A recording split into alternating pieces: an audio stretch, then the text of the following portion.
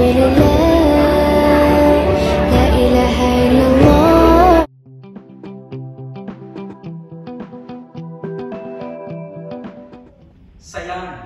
ng panahon, ginamit ko po yung opportunity para mag-ikot-ikot at makilala yung community ng Qatar. Muslim community ng Qatar para alamin kung ano nga ba talaga yung understanding nila sa taqwa. Sa topic na Path to Taqwa, Understanding the Deeper Purpose of Fasting. So yung taqwa, nag-ikot-ikot ako at nagtanong-tanong ako para mag-learn sa kanila. At alhamdulillah, marami po akong natutunan. So panoorin po natin ilang minutes na inihanda po ni Khalaf dun sa mga na-interview po natin regarding po dun sa taqwa.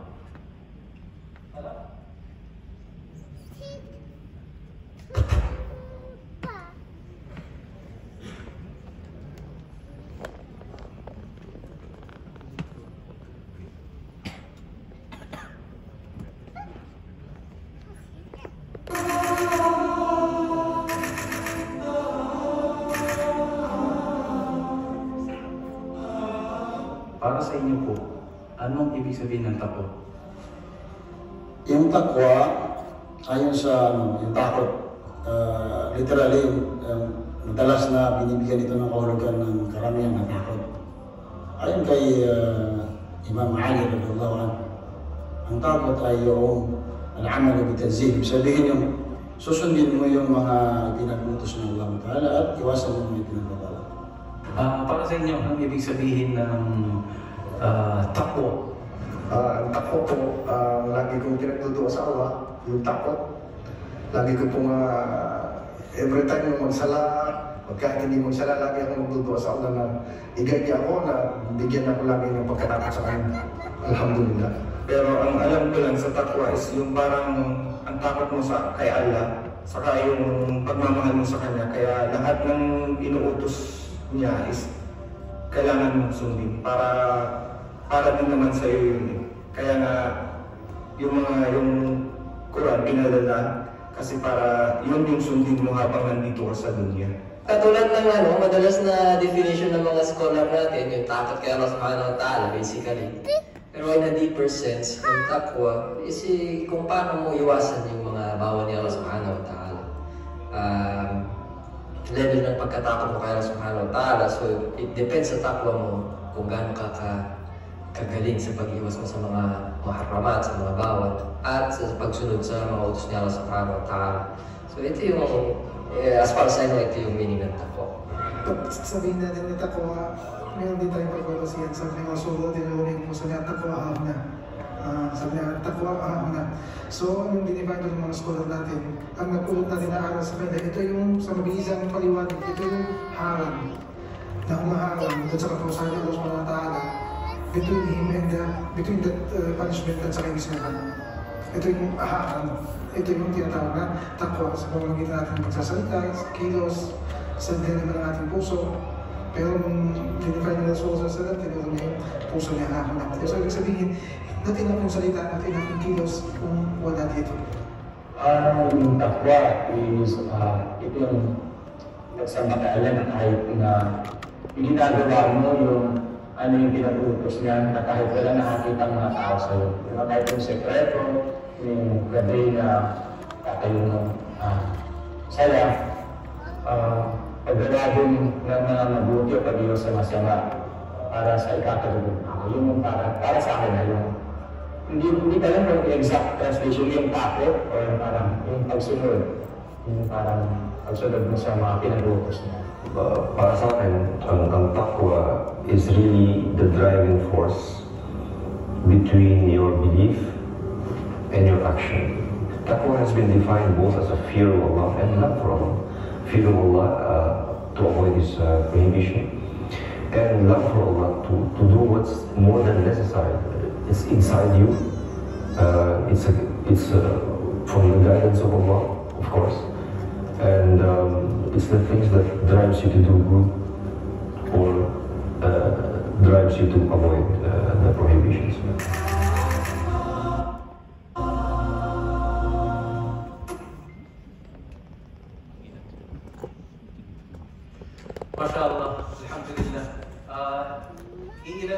yun sa mga na-interview po natin kasi hindi po natin pwedeng ilagay lahat ng videos. Jazakumullahu khairan po sa lahat na nag-participate sa interview po natin. Kahit alam ko po, first time ng iba, kinakabahan pa. No? Alam po nila yung mga sarili nila. Pero jazakumullahu khairan. At congratulations po sa lahat ng mga nagtuturo. Dahil in general, mashallah, yung community natin, alam po nila kung ano ibig sabihin talaga ng taqwa.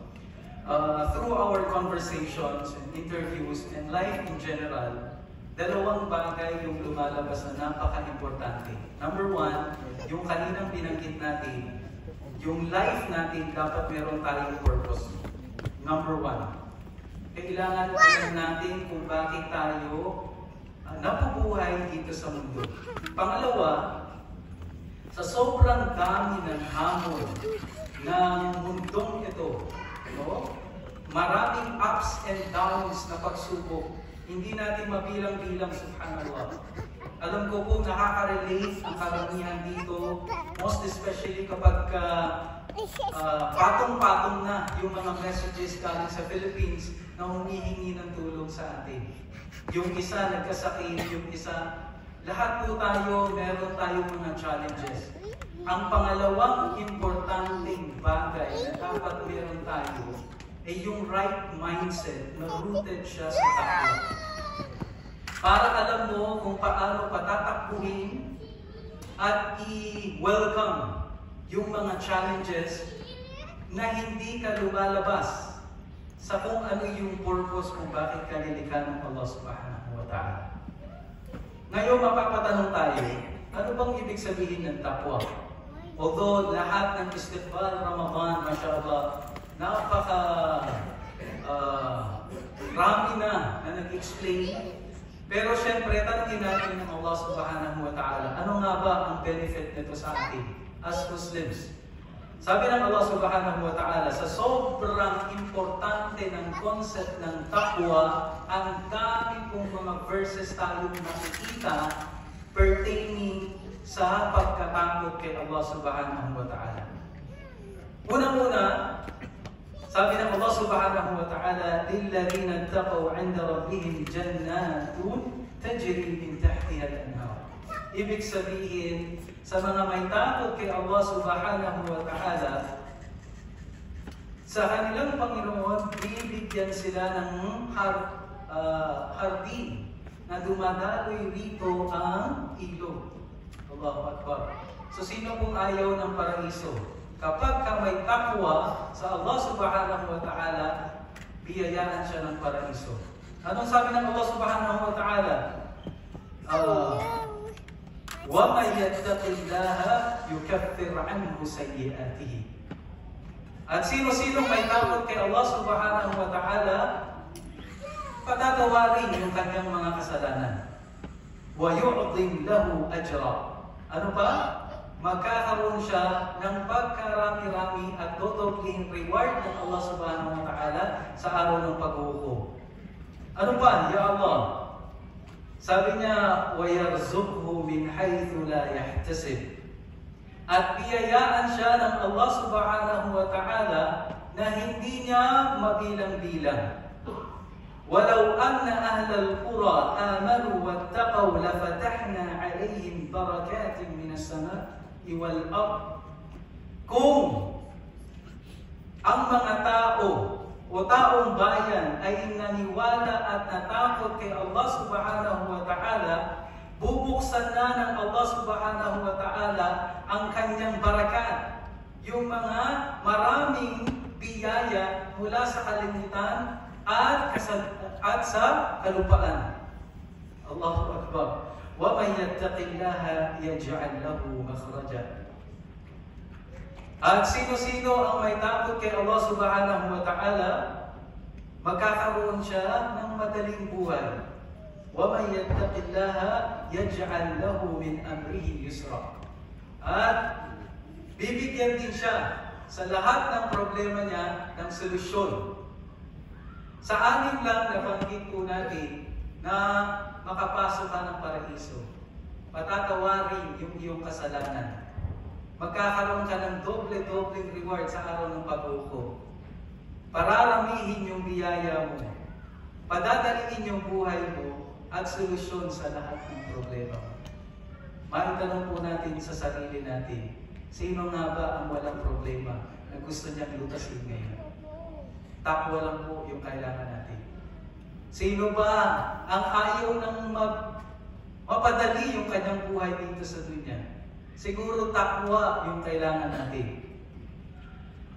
6 lang po yung binanggit natin, pero kung babasahin natin yung aya ng Allah Subhanahu wa Ta'ala, sabi niya, hudan lil muttaqin. Kung gusto mo magkaroon ng gabay sa banal na Quran, gabay ito para sa mga muttaqin. Fa inna Allah yuhibbul muttaqin. Minamahal lang ng Allah Subhanahu wa Ta'ala yung mga may takot sa Kanya. Wa in tasbiru wa tattaqu la yadurrukum kayduhum shay'an. At kapag ikaw ay naniwala, ikaw ay nagtiis at nagkaroon ng takot kay Allah Subhanahu wa Ta'ala, yung mga plano ng mga kalaban mo ay hindi magiging effective against tayo. Wattaqullaha la'allakum tuflihun. Kung gusto ninyong maging matagumpay, katakutan ninyo ang Allah Subhanahu wa Ta'ala. Inna akramakum 'indallahi atqakum. Ang pinaka-mainam sa mata ng Allah Subhanahu wa Ta'ala ay yung mga may takot sa Kanya. At isa pa sa mga binanggit ng Allah, Ya ayyuhalladhina amanu in tattaqullaha yaj'al lakum furqana. Kapag nagkaroon kayo ng takot sa inyong Panginoon, bibigyan kayo ng furqan. Ibig sabihin, kaya niyong alamin kung ano yung tama sa mali. Sa sobrang daming scammer po sa panahon natin ngayon, kahit yung mga fake na feelings, kaya mong i-discern kung ano yung tunay na tao sa iyo at yung mga fake na tao sa iyo. Ang kailangan mo lang ay ang takwa. So, ngayon na-establish po natin na napakahalaga po ng takwa. Napakahalaga kung gusto nating maging successful dito sa dunya at sa akhirah. The only way forward is having taqwa. Know the purpose of your creation at magkaroon ka ng mindset na rooted na galing sa taqwa. Bakit? Ito yung magbibigay liwanag sa tatahakin mong buhay. Ito yung magbibigay kulay at clarity sa buhay mo. Pero paano ba natin ma-achieve itong takwa na sinasabi na rooted siya sa itong takwa? Paano natin siya ma-achieve? Una-una, syempre dapat natin alamin kung anong ibig sabihin ng takwa. Alhamdulillah, sa mga narinig po natin, hindi na po malayo yung definition ng takwa.